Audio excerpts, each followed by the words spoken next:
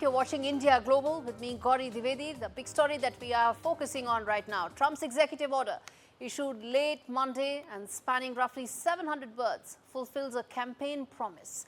However, its outcome is uncertain, with a lengthy legal battle over immigration policies likely. How will this impact the Indian American community? President Donald Trump's executive order ending automatic citizenship for babies born to non-permanent residents has left families scrambling to ensure their children's futures. An attorney general, in fact, from 22 states have filed a lawsuit to prevent President Trump from ending the decades-old birthright citizenship policy, which guarantees U.S.-born children citizenship regardless of their parents' immigration status. The Democratic attorneys and immigrant rights advocates have the question of the birthright citizenship is settled law, and that while presidents have broad authority, they are not kings. Meanwhile, in a race against the clock, reports suggest that many expectant Indian parents in the U.S. are opting for preterm C-sex to beat the February 20th deadline for birthright citizenship. Many Indian women, particularly those in their 8th or 9th month of pregnancy, are seeking to schedule a C-section before the 20th of February, the cutoff date after which babies born to non-permanent residents will no longer automatically receive U.S. citizenship. What's this chaos all about? What happens next? We try and decode all that for the lakhs of Indian Americans watching this broadcast live. But first up, listen into this soundbite from Dr. Jayashankar. We have a position on mobility which is a principal position, applies to all countries. As a government, we obviously are very much supportive of legal mobility because we do believe in a global workplace. We want Indian talent and Indian skills to have the maximum opportunity at a global level. At the same time, we are also very firmly opposed to illegal mobility and illegal migration, because you also know that when something illegal happens, many other illegal activities get joined onto it. Before I get in the guests this evening, Karthick Ramakrishnan, Soundarya Balasubramani, as well as Allison Kranz, I want to tell our viewers the questions that we are putting forth on this broadcast and why it matters to every Indian American watching this. The first key question is that how will this really impact Indian Americans? What will be their status going forward? Could families of H-1B visa holders face possible deportation? Is that something they now need to brace for? That's the second question that we're going to pose to our panel.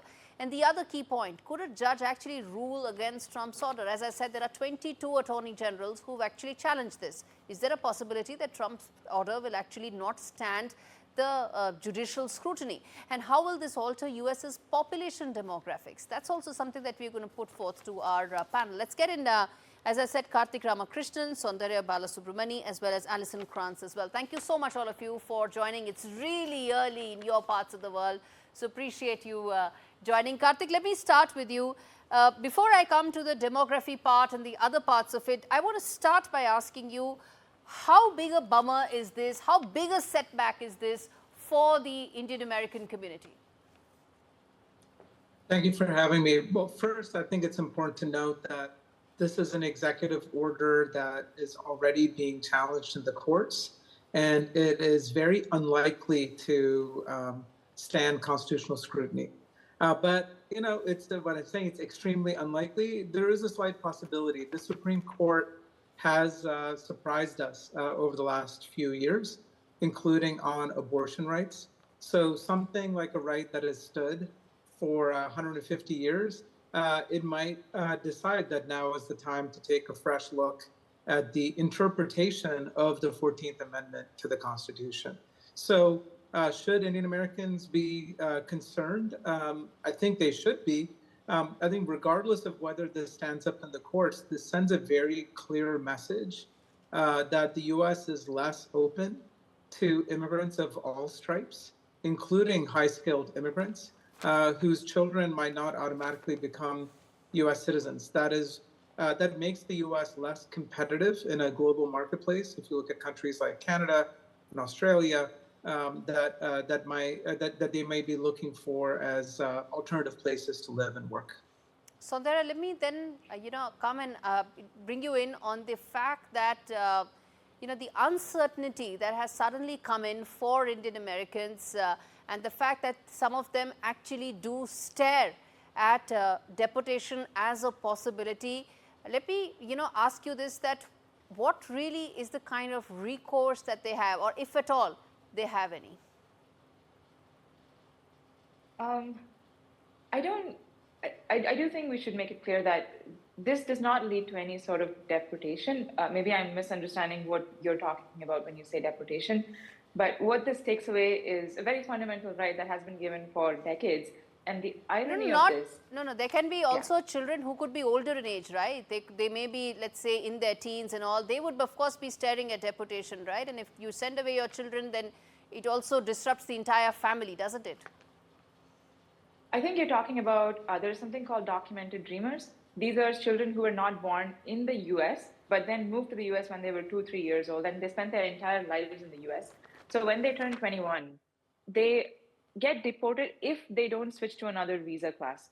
And in fact, I think there's about more than 250,000 children like this in the US right now, of which more than 70% are of Indian descent, who at the age of 21 have to switch to some non-dependent visa. They cannot be a dependent on their parents anymore. So they have to switch to an F1, H-1B, O1, or any of the other visas out there. There are 175,000 such people that we are talking about. Okay, yes.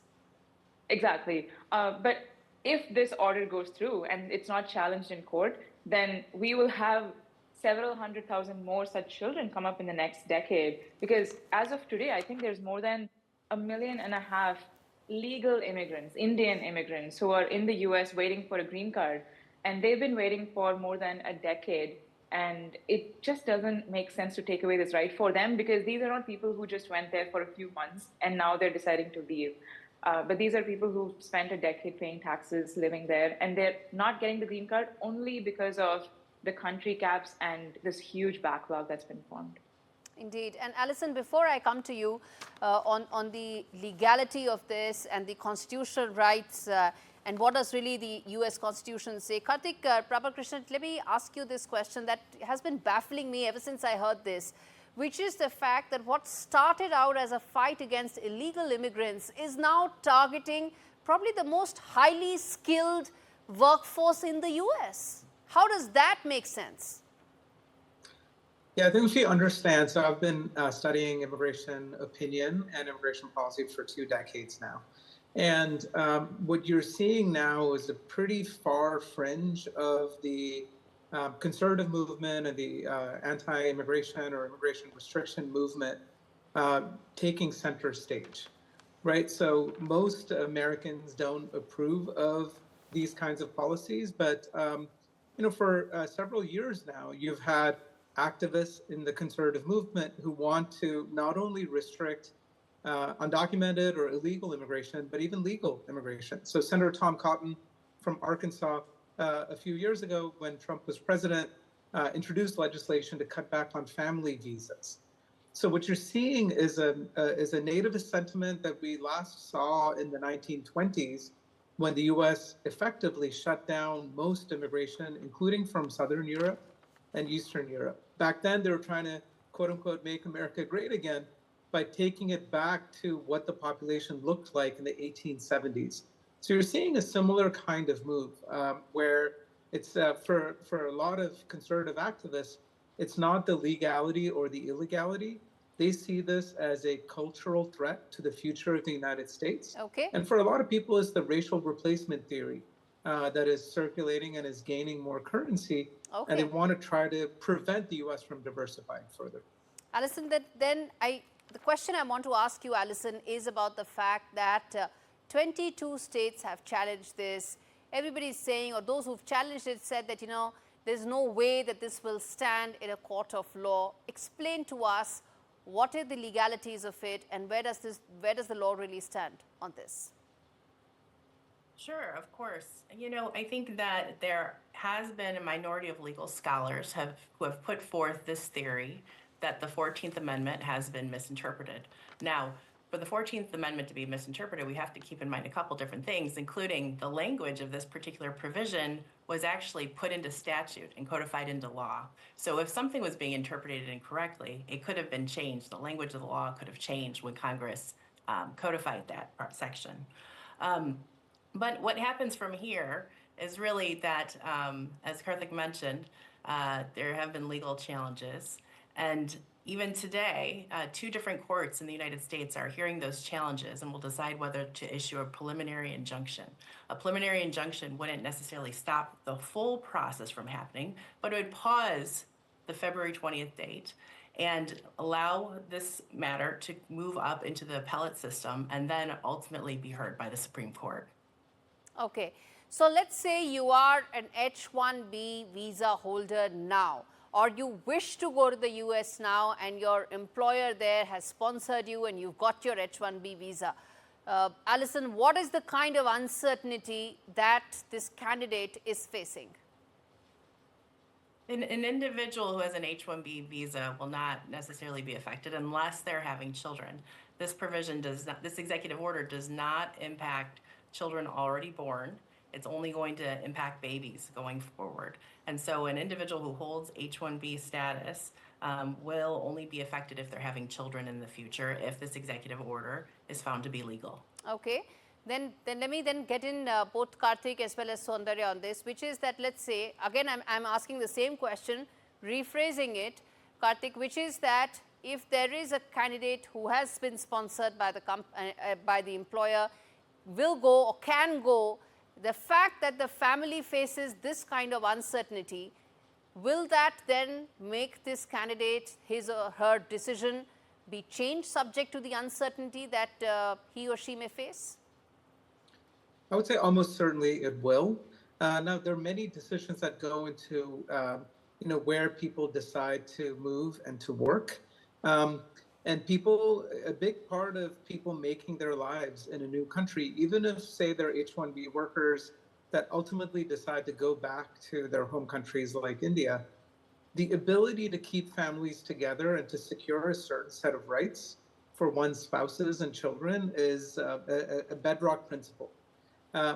Especially for Indian immigrants, they will look not only at the US, at other places for employment opportunities in terms of the ability to advance their career, but also to secure their rights in that country. So this will make a difference. It probably already is making a difference. It's creating uncertainty. And for a lot of immigrants, they might decide, you know what, I might be better off in a country like Canada or Australia rather than go to the US.